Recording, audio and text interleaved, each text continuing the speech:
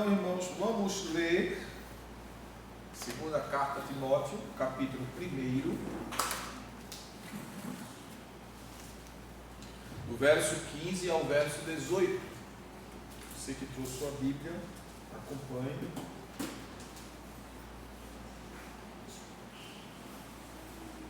Diz assim: estais bem ciente de que todos os que estão na província da Ásia me abandonaram, até mesmo Figelo e Hermógenes. O Senhor conceda misericórdia à casa de Onesíforo, porquanto muitas vezes ele me abençoou com ânimo e não se envergonhou por eu estar preso. Pelo contrário, assim que chegou a Roma, procurou-me com persistência até me encontrar. O Senhor lhe conceda que naquele dia se encontre com as misericórdias da parte do Senhor. Tu bem sabes quantos serviços ele me prestou em Éfeso. Bem, irmãos, hoje, se a graça de Deus assim nos permitir, a gente finaliza esse capítulo 1 da carta aos Efésios. Já são, hoje, já são 19 aulas só nesse capítulo 1. E se Deus assim nos permitir, com sua graça, nos habilita, nos capacita a gente concluir hoje esse assunto. Amém? Amém. Então, como nós acabamos de ler do verso 15 ao verso 18, Paulo, depois de exortar Timóteo a guardar o Evangelho, Paulo mostra que, diante da perseguição, muitos crentes abandonaram as fileiras do Evangelho. Irmãos, ser cristão não é simplesmente estar em um culto solene como esse. Ser cristão é ser mal visto, mal interpretado e malquisto. Isso faz parte da vida cristã. Jesus disse que se o mundo vos odeia, não estranhe, porque também odiaram a mim. Então, diante do contexto que Paulo exorta a Timóteo, seu filho na fé, jovem pastor, ordenado por ele, era necessário que Paulo não só trouxesse notícias sobre sua pessoa, mas também trouxesse entendimento a Timóteo sobre as circunstâncias do ministério pastoral. Porque todo mundo olha para o pastor e não quer ver falhas, né? Porque se vê falhas, ele é pastor. Como se o pastor fosse super, hiper, mega infalível, e não é. Somos seres humanos. O que diferencia um pastor e um não pastor é que o pastor foi escolhido para ter uma responsabilidade a mais. Fora isso, somos servos de Jesus, nem mais nem menos. E Paulo adverte Timóteo que quando as perseguições chegam, como chegaram aos cristãos em Éfeso, como chegaram à vida de Paulo, porque Timóteo era um pastor que pastoreava a igreja de Éfeso. E Paulo estava justamente escrevendo a ele, porque naquele período, Éfeso estava passando por uma perseguição religiosa muito grande. E alguns daqueles que trabalharam com Paulo no ministério abandonaram não somente a Paulo, mas também abandonaram a fé. Que é o pior, né? Abandonar Cristo é uma das piores coisas que o ser humano pode fazer. Porque se com Cristo está difícil, imagine sem Cristo. Porque com Cristo há consolo, né? Tem até um hino que diz: se Cristo comigo vai, eu irei, e não temerei, com gozo irei, comigo vai. É grato servir a Jesus, levar a cruz, ser Cristo comigo vai, eu irei. Olha para aí. E diante da perseguição, Figelo e Hermógenes abandonaram. E o interessante é que tem dois tipos de abandono, né? Paulo não só foi abandonado como irmão, como amigo, como pastor, mas Paulo foi abandonado por causa da sua prisão. Porque causa medo. Olha, se prenderam Paulo, vão vir atrás da gente também. Porque Paulo é crente.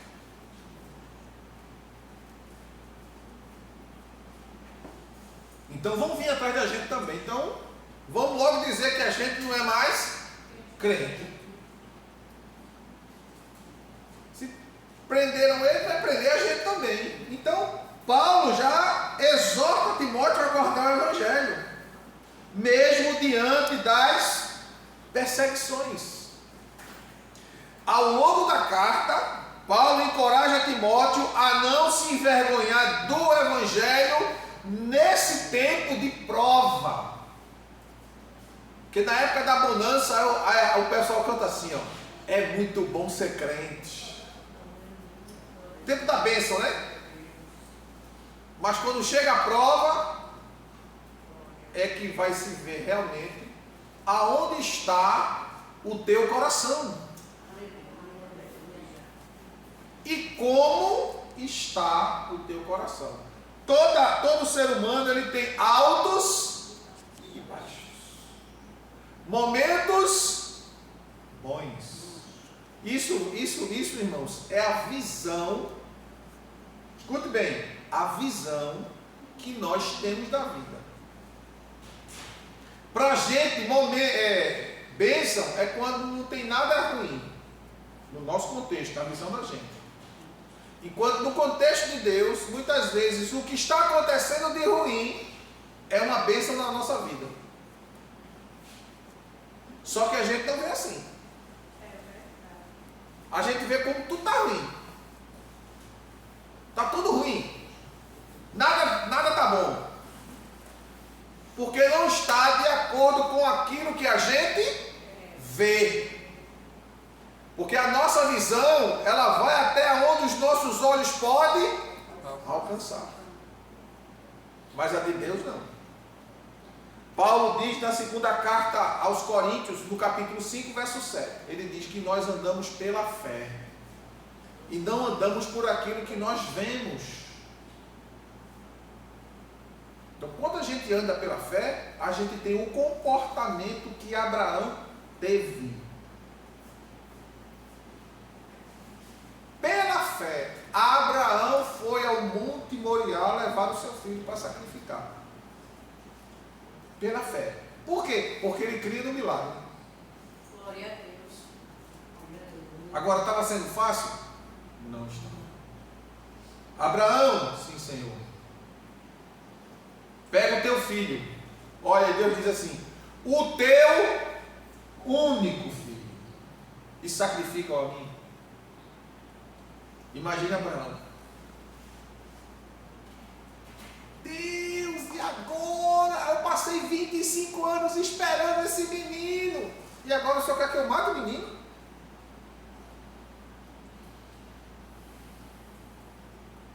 Para Abraão, era uma coisa muito difícil.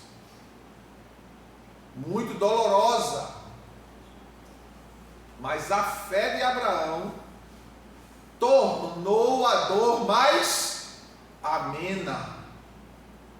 Porque a Bíblia diz que Abraão creu que Deus era capaz de ressuscitar o seu filho. Mas na mente de Abraão, caminhando com Isaac, chegar lá, preparar o altar, colocar Isaac. Como é que eu vou dizer a ele que eu vou matar ele? Meu Deus, como é que ele vai? Será que ele vai entender esse contexto que eu estou fazendo porque estou obedecendo? Será que ele, ou ele vai dar uma carreira? Se ele corresse, Abraão podia pegar? Tinha como não. Como é que um adolescente vai correr com um velho de 100 e tantos anos? E onde é que o velho ia pegar ele? Nunca. Nunca. Mas Isaac disse: pai, temos a lenha, temos o fogo, temos o cutelo e o cordeiro. Deus proverá para si o cordeiro, meu filho. E quando chega no lugar do sacrifício, Abraão diz: o cordeiro é você, meu filho. O que é que Isaac fez? Deu as mãos para o pai amarrar. Ele não correu. Ele não fugiu. Ofereceu as mãos. O pai amarra as mãos de Isaac, coloca Isaac sobre o altar, amarra as pernas, bota a mão sobre os olhos, porque o hábito, né? Do mesmo jeito que fazia com o cordeiro quando ia sacrificar, que colocava a mão na cabeça do cordeiro, mas tapando os olhos para ele não ver o corte. Abraão botou nos olhos de Isaac. E quando Abraão levanta, Deus disse: não, Abraão, não faças mal ao menino, porque eu sei que hoje tu amas a Deus. Aí eu faço a pergunta: será que Deus não sabia que Abraão amava ele? Sabia. Agora Deus precisava fazer Abraão saber se de fato ele amava Deus. A prova de Deus não é para Deus conhecer a gente, porque Ele já nos conhece. A prova de Deus é para você saber quem é você. Até onde você vai por Ele. 8 de Deuteronômio, vamos lá, você está com a Bíblia aí? 8 de Deuteronômio.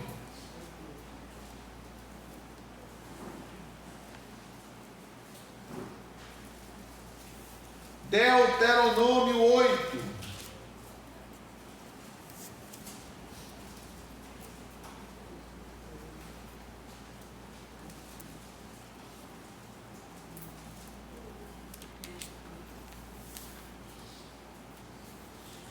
Verso 1 em diante, diz assim: portanto, tende cuidado de obedecerdes a todos os mandamentos que hoje vos ordeno a cumprir, a fim de que vivais bem, e vos multipliqueis, e entreis e possuais a terra que Yahvé, sob juramento, prometeu a vossos pais.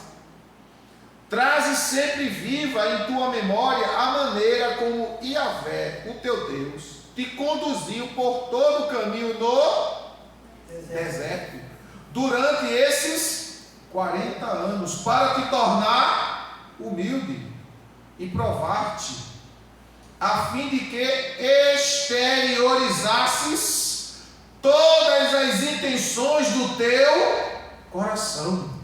Se estavas de fato decidido a obedecer a seus mandamentos ou não.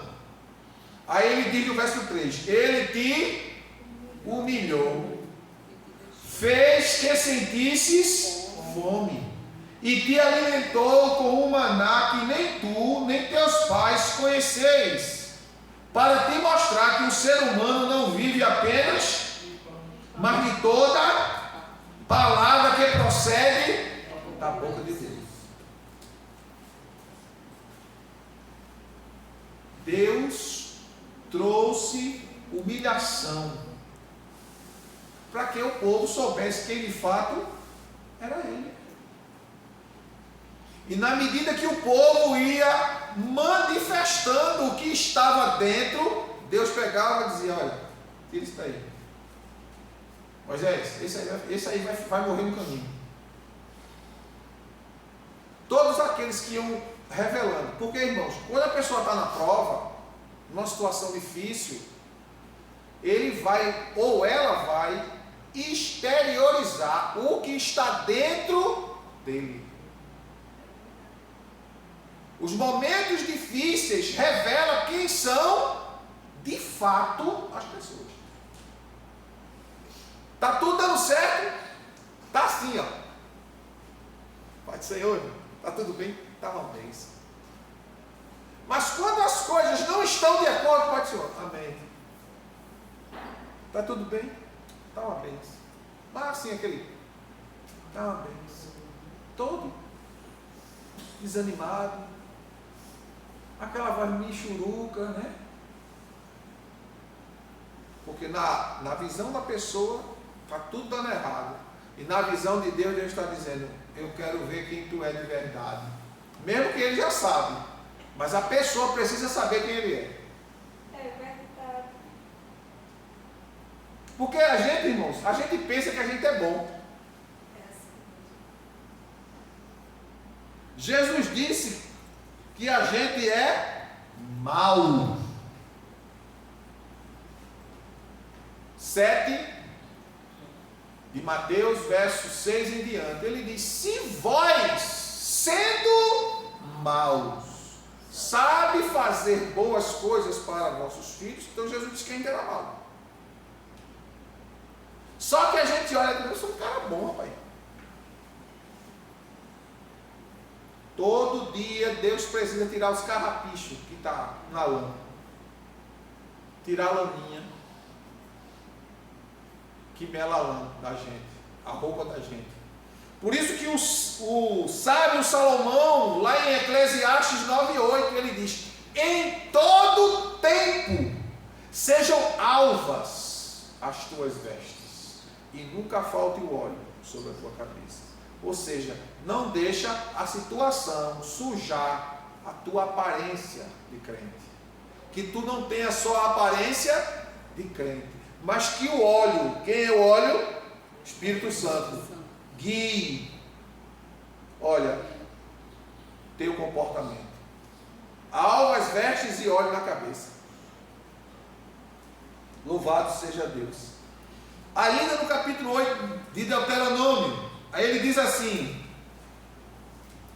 no verso 17 do capítulo 8 diz assim, portanto não digas no teu íntimo, a minha força e o poder do meu braço me conquistaram estes bens e riquezas.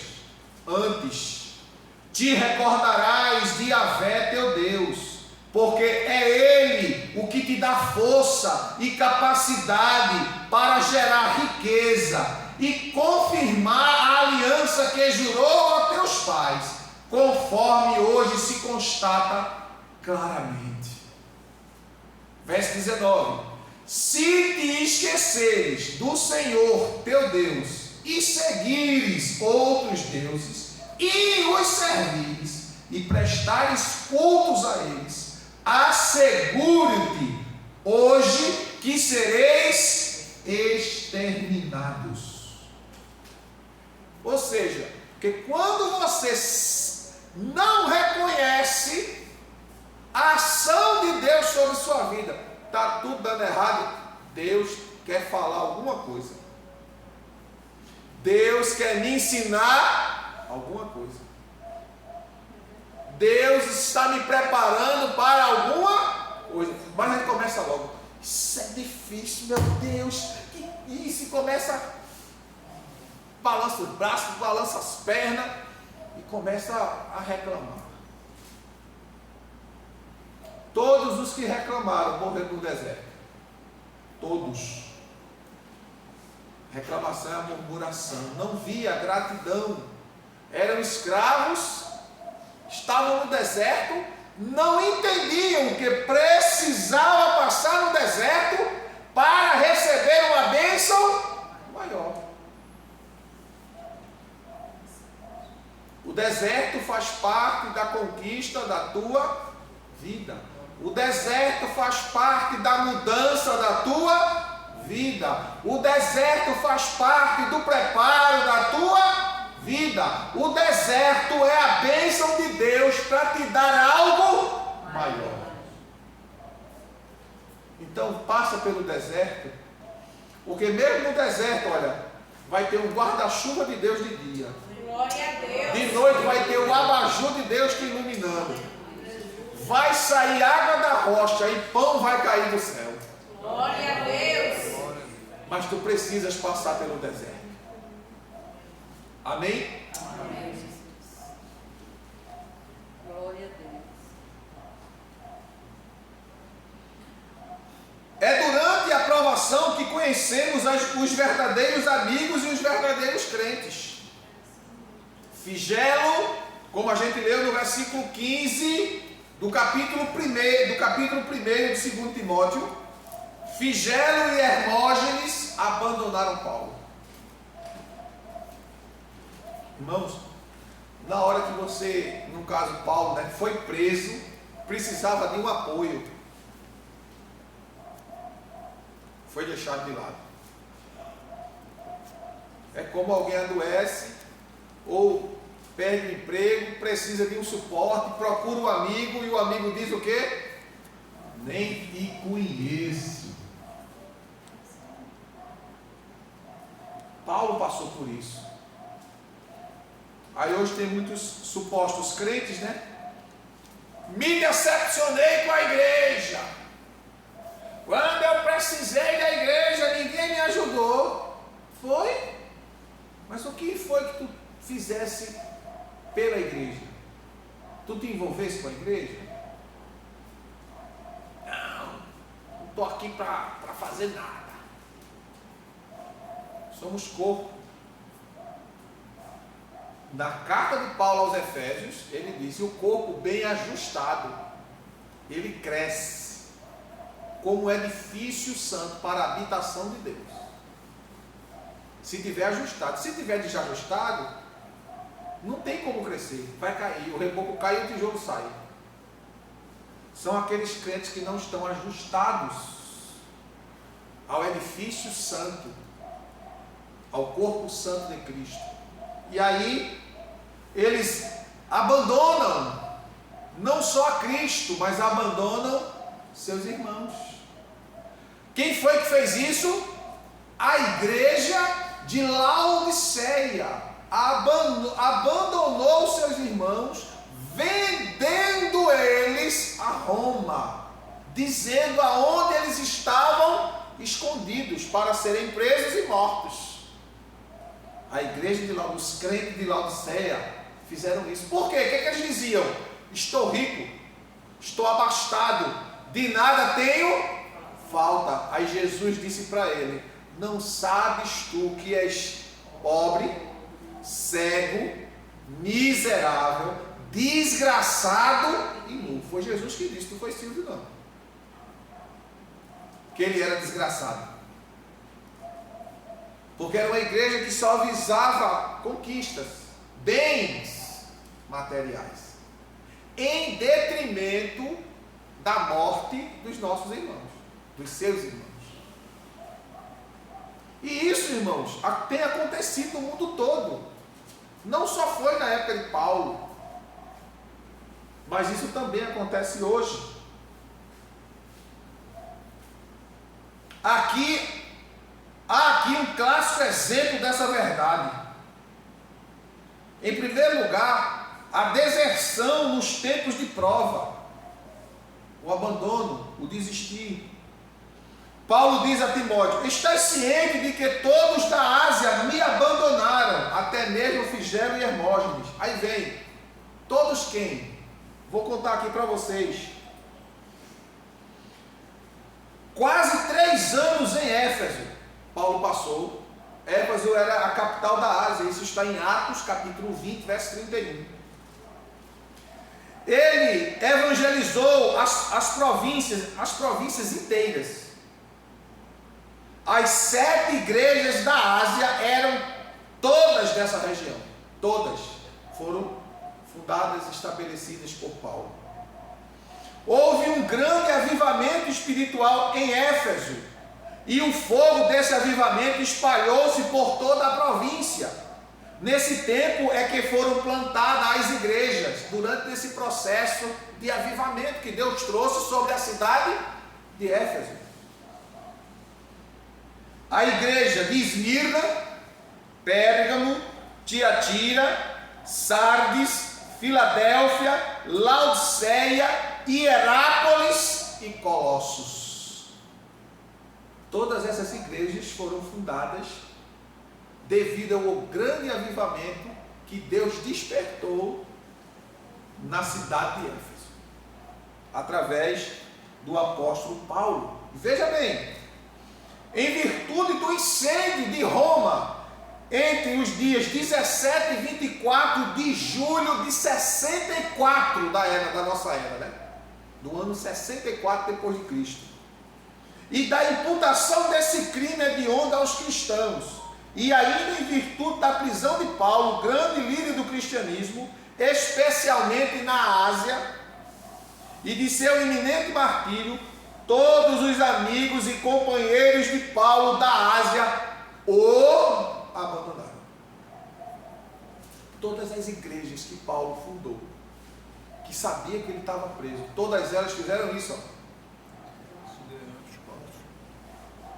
Irmão, como um pastor não se sente numa hora dessa? Como ele não se sente? Por quê, irmãos? Quem foi Paulo? Capítulo 1, verso 11. Ele diz: deste evangelho eu fui constituído pregador, apóstolo e mestre. Paulo ganhou as almas para Jesus, evangelizando. Paulo discipulou, deu leite, e depois Paulo estruturou a fé de todos os irmãos, porque ele era o mestre da palavra, ensinando os fundamentos da fé. E depois essas igrejas deram as costas. É muito difícil. Imagina o sentimento que Paulo teve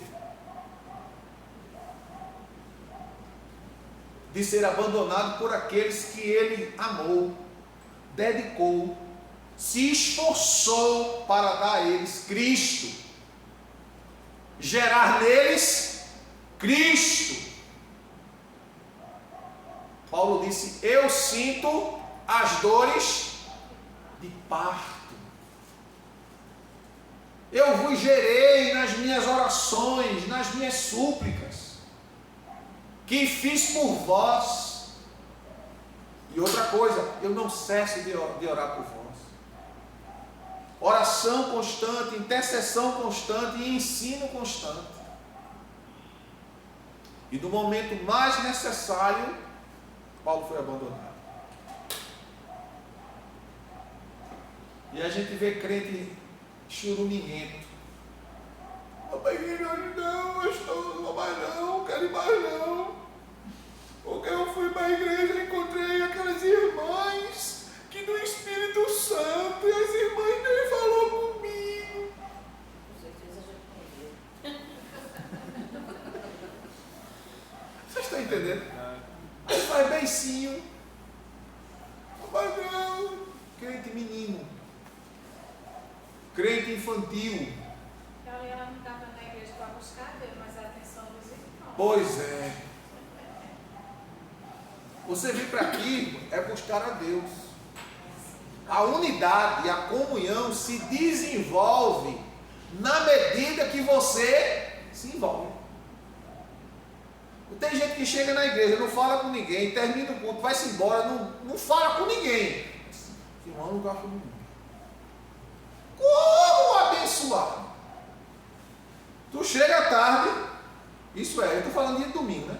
Estou falando dia de hoje, porque dia de semana o povo trabalha e realmente é difícil você chegar na hora, né? Domingo, chega atrasado no culto, senta lá atrás, não fala com ninguém, quando termina o culto vai-se embora para não falar com ninguém, porque quer chegar lá e falar: não tem amor por ninguém não. Ninguém não fala nem comigo. E se for assim, falando como irmãzinha, né? Aí fica mais difícil, né? Ela estava mais falando. Né, irmãzinha? Irmãzinha, até cantar cantou, não foi? Glória a Deus. Glória a Deus.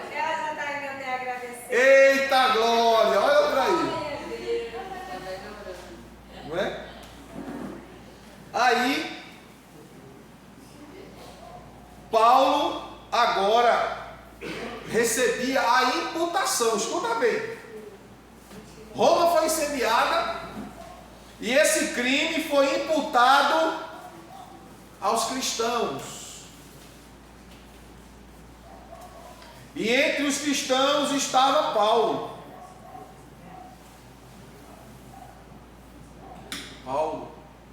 E também Figelo e Hermógenes, que abandonaram a fé e abandonaram a Paulo. Abandonaram para não perder a vida, para não ser torturado, como Paulo, que foi decapitado. Cortaram a cabeça de Paulo. Será que é fácil? Meu Deus, Deus nos ajuda. Muitos crentes da Ásia poderiam ter ido a Roma testemunhar a favor de Paulo, mas não o fizeram. Poderiam, mas não fizeram. Por que não fizeram? Porque sentiram vergonha. O pastor está preso e eu vou lá na prisão. O que é que vão dizer? E ele está preso como o quê? Como bandido que incendiou Roma. Vão dizer que eu também incendiei. E eu não vou não. Ó. E eles sabiam que Paulo não tinha feito isso. Porque não só era Paulo que estava sendo acusado. Era todos os cristãos. Mas Paulo, como era o líder, não é? O objetivo é o que o texto sagrado diz. Mate o líder e as ovelhas se dispersem. Na primeira defesa de Paulo, ninguém se manifestou a seu favor. Capítulo 4, vamos lá, verso 16. Olha o que é que Paulo diz, da segunda carta de Timóteo. Na minha primeira defesa, ninguém se fez presente para me ajudar. Pelo contrário, todos me abandonaram. Contudo, que isto não lhe sejam imputado em juízo. Olha, Paulo teve a mesma atitude de Jesus. Quando Jesus estava na cruz, as pessoas passavam e diziam: salva a ti, tu que derrubas o templo e edificas em 3 dias, escarnecendo de Jesus. E Jesus disse: Pai, perdoa-lhes, eles não sabem o que dizem. Paulo fez a mesma coisa aqui, quando ele diz: contudo, que isto não lhe seja imputado em juízo. Estou abandonado, mas que Deus não cobre de ninguém o que eles estão fazendo comigo.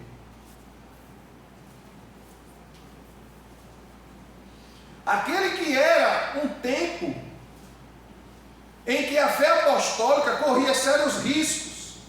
A ameaça vinha de 2 lados, da perseguição política e da invasão dos falsos mestres, que era outra preocupação que Paulo tinha que ter. Olha, ele era perseguido pelo império, mas tinha outra preocupação. Qual era?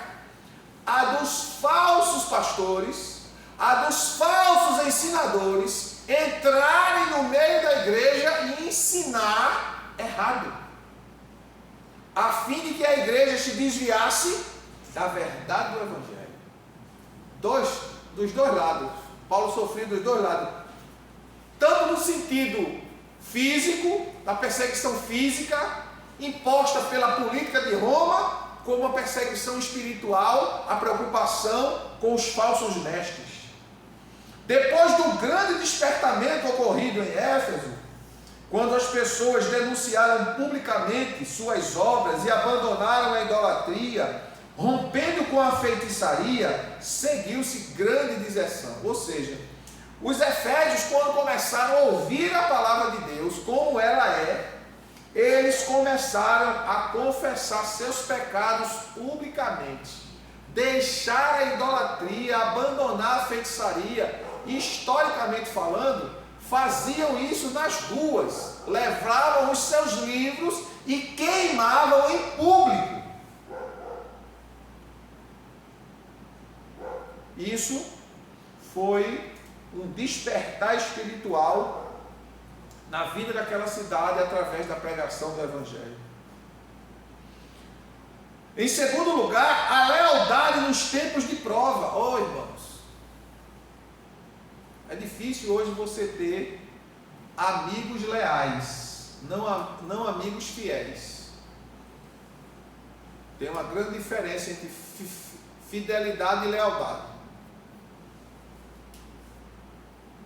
Tem diferença. A lealdade independe das circunstâncias. Tendo tudo ou não possuindo nada, está com a pessoa.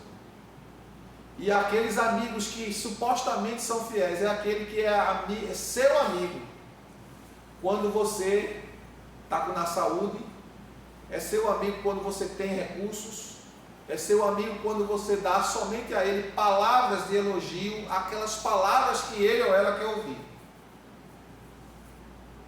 Mas o amigo leal fala até o que você não quer ouvir, mas que você precisa ouvir.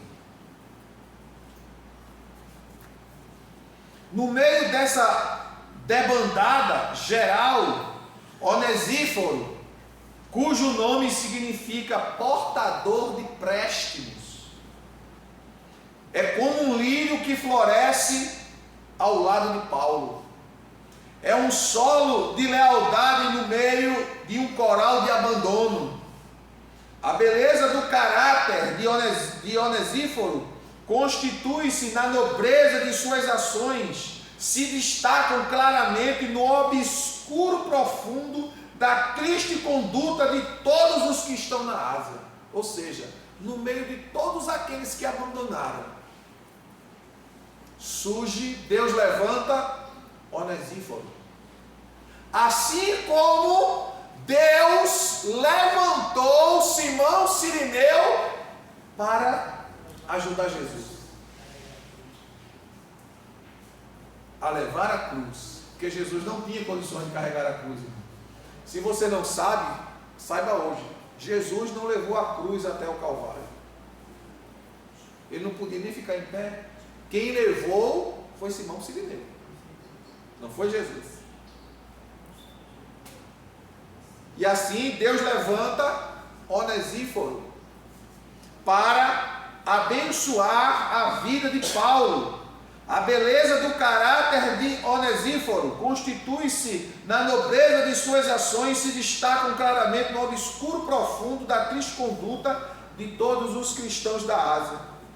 A fidelidade de Onesíforo constitui-se no estímulo para Timóteo permanecer firme em seu ministério, sem se envergonhar do Evangelho e de seu embaixador em cadeias, que no caso era Paulo. Destacamos aqui 4 fatos acerca desse precioso amigo de Paulo. 4 fatos que vai ficar registrado e vocês poderão depois ver nesse vídeo e anotar, né? Diz, primeiro fato, Onesíforo, um amigo abençoador. Ele diz: e tu sabes melhor do que eu quantos serviços me prestou em Éfeso. Ou seja, Onesíforo não era só do agora, do momento, era de antes. Ele não surgiu do nada. Porque escuta, tem gente lá do passado da nossa vida que a gente um dia serviu, que a gente abençoou, e quando a gente menos espera, chega na nossa vida.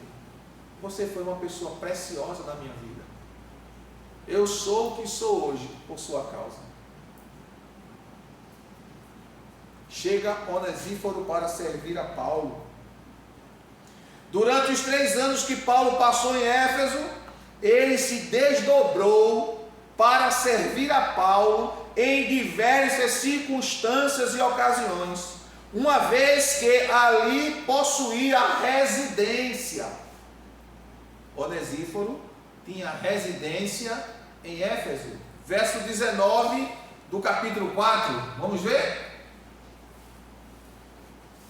Quando Paulo traz a sua saudação final, ele diz: saúda a Prisca e a Áquila e a casa de Onesíforo. Carta de Paulo a Timóteo, que era pastor da igreja de Éfeso. Onesíforo serviu a Paulo, serviu a Deus ali, com a sua casa, com os seus bens, dando abrigo a Paulo. Onesíforo era um homem prestativo, estava sempre buscando formas e meios para ajudar Paulo em sua missão de pregar o Evangelho. Já ajudei, não precisa ajudar mais não. Eu ajudei uma vez e estou aqui contigo, para o que tu precisar, Paulo. Não era aquele que ajudava e ia embora não, ajudava e continuava lá de plantão, para dar o suporte necessário.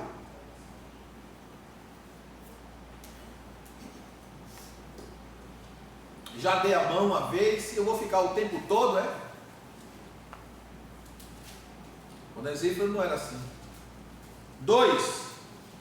Onesíforo era um amigo consolador, porque muitas vezes me deu ânimo e nunca se envergonhou das minhas algemas. Verso 16 do capítulo 1. Volta lá para o capítulo 1 de 2 Timóteo. Olha o que aqui Paulo fala de Onesíforo. O Senhor conceda misericórdia à casa de Onesíforo, porque muitas vezes ele me abençoou com ânimo e não se envergonhou por eu estar preso. Forte, né? Nas entrelinhas é que a gente entende, irmãos, o agir de Deus cuidando do velho apóstolo. Onesíforo não apenas serviu de forma multiforme a Paulo em Éfeso, mas também o animou muitas vezes quando o apóstolo estava vivendo os dias cinzentos da prisão na antessala do seu martírio. Onesíforo, diferentemente dos irmãos da Ásia, não fugiu de Paulo por causa de sua prisão, mas o incentivou várias vezes a não se envergonhar de suas algemas. Aí vem o termo grego para ânimo, significa refrescar, ou seja, muitas vezes no desespero, na dor de Paulo, no sofrimento, ele foi aquele que trouxe alívio à sua dor. Não me diga, só pense. Você é anestésico para as dores daqueles que estão precisando de socorro? Não é para você me dizer, é para você pensar. Ou você é daqueles que enfia agulha sem nenhuma medicação? Porque pode se enfiar agulha, mas com algum remédio, não com maldade. Porque às vezes a gente precisa receber umas agulhadazinhas, mas dentro da agulha tem remédio. Mas tem gente que só bota agulha sem nada. É acupuntura, mano? Não é? E a frase pode também ser traduzida como por envolve-me com um ar fresco. Onesíforo foi uma espécie de brisa fresca para Paulo em seus momentos de provas difíceis. 3. Onesíforo, um amigo encorajador. Antes, tendo ele chegado a Roma, me procurou solicitamente até me encontrar. Ele soube que Paulo estava preso. Soube. Foi o que ele fez? Foi em todas as cadeias procurar. Todas. Porque não tinha como ligar, né? alô, aí tem um preso, não existia telefone. Zap, e-mail, Instagram, não existia isso. Ele foi de uma por uma. Verso 17 do capítulo 1. Aí ele diz, olha, pelo contrário, assim que chegou a Roma, procurou-me como? Com persistência até me encontrar. Foi procurando de cadeia em cadeia, procurando o seu amigo, o seu pastor, aquele que lhe ajudou na sua vida espiritual. Onesíforo fez uma longa viagem de Éfeso a Roma, num tempo em que os crentes eram queimados vivos e decapitados.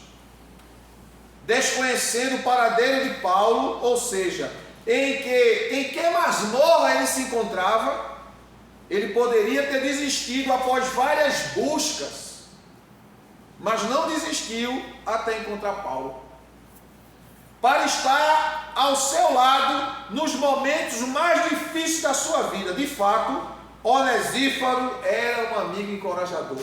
Onesíforo sabia que Paulo ia morrer, ia ser decapitado. Vou estar lá junto com o meu pastor. Todos te abandonaram, mas eu não vou te abandonar. Eu vou contigo até o fim, Paulo. Deus trouxe consolo, trouxe conforto a Paulo no momento em que ele estava prestes a ser decapitado, irmãos. Eu nem sei, sabe, se Paulo sentiu dor, porque é uma pancada tão rápida, era tão afiado o machado, que era uma pancada, separava a cabeça do corpo.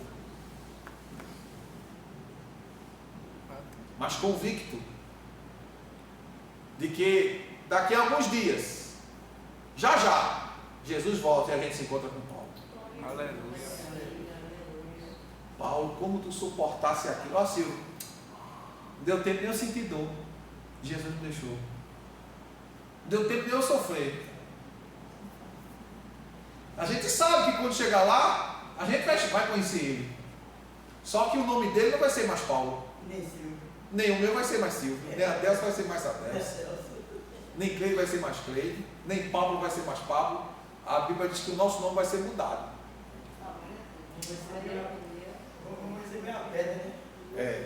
Com um novo nome. Glória ao nome de Jesus. Onesíforo, um amigo que colhe o que semeia. Conceda o Senhor misericórdia à casa de Onesíforo. Olha a oração de Paulo se despedindo de Onesíforo. Verso 18 do capítulo 1 de 2 Timóteo.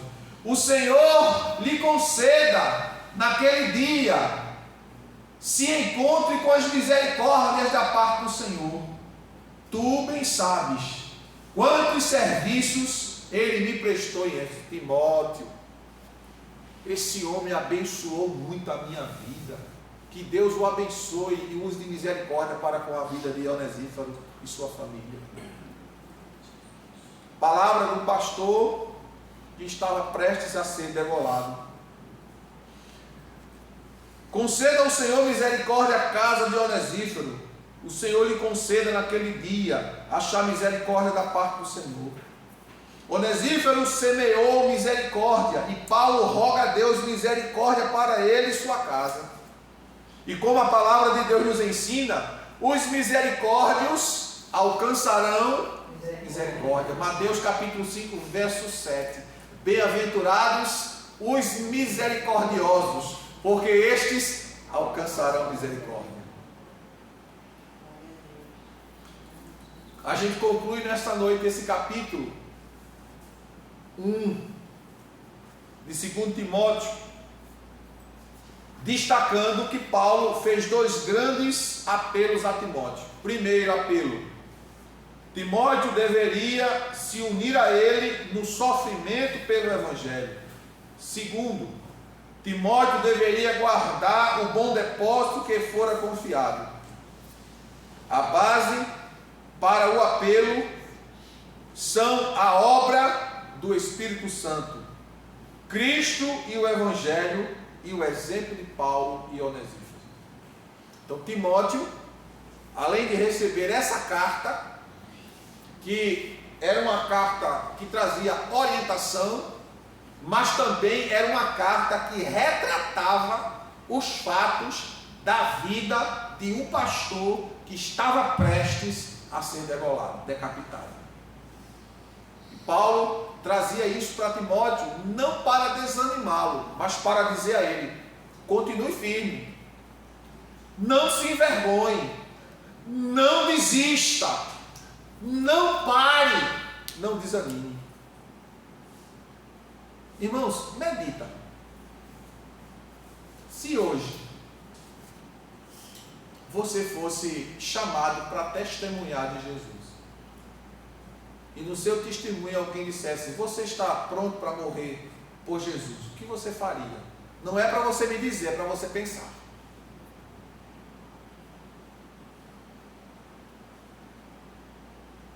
O que você faria?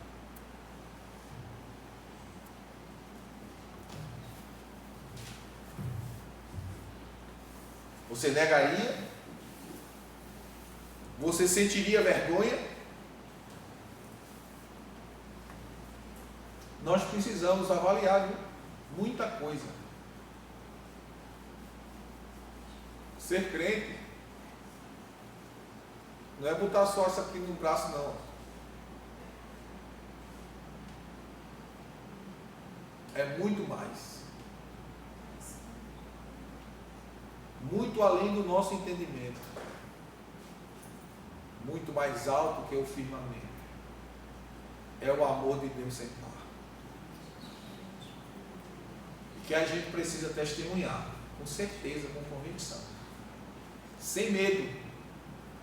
Sem medo de morrer. Porque a gente muitas vezes teme, é verdade, sentir medo, dentro de um certo sentido é até normal, porque você não conhece. Mas quando você sabe o que lhe espera do outro lado, nenhuma dor é superior ao que te espera do outro lado.